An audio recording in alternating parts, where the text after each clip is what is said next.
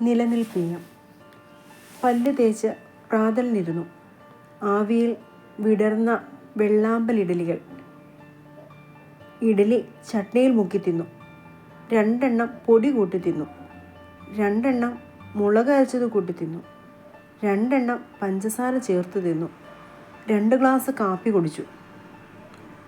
പഴയരിച്ചോറ്, വെണ്ടയ്ക്ക സാമ്പാർ, ഇളവനും പച്ചമുളകും ചേർത്ത ഓലൻ, വഴുതനങ്ങയും ഉള്ളിയും ചേർന്നുള്ള മെഴുക്ക് പുരട്ടി, കടുമാങ്ങ, പപ്പടം, മോര് ഉണ്ട്. അട്ടം മുട്ടുന്നത് വരെ ഉണ്ടു. ട്രാൻസിസ്റ്ററും എടുത്ത് കിടപ്പുമുറിയിൽ പോയി. റേഡിയോ തലയ്ക്ക് വെച്ച് കിടന്നു. തിരുവനന്തപുരം, തൃശ്ശൂർ നിലയങ്ങൾ പ്രക്ഷേപണം ചെയ്യുന്ന പ്രാദേശിക വാർത്തകൾ കേട്ടു.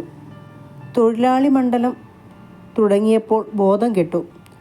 2 മണിക്ക് പ്രക്ഷേപണം അവസാനിച്ചപ്പോൾ ബോധം തിരിച്ചു കിട്ടി. 3 മണി വരെ കിടന്നുറങ്ങി. 3:30 ചായ, പലഹാരം.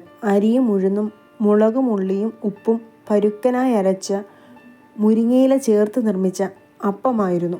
3 എണ്ണം തിന്നു. തളരുവോളം ചായ കുടിച്ചു. സായാഹ്നത്തിൻ്റെ പുറത്ത് സവാരിക്കിറങ്ങി. ബഹുദൂരം നടന്നു. വഴിക്ക് ആരോടും മിണ്ടിയില്ല. സന്ധ്യയ്ക്ക് ഗൃഹം പോകി. അസന ഏലാതി എണ്ണയും ചന്ദന സോപ്പും തേച്ചു കുളിച്ചു.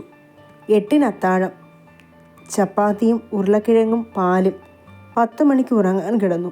ജീവിതത്തിൽ കൃതകൃത്യത അനുഭവപ്പെട്ടു. ചെയ്യേണ്ടതെല്ലാം ചെയ്തിരിക്കുന്നു. തിന്നേണ്ടതെല്ലാം തിന്നിരിക്കുന്നു. ഇനി മരിക്കാം. ഇതൊരു ചാൻസാണ്. മരിക്കാൻ കിടന്നു.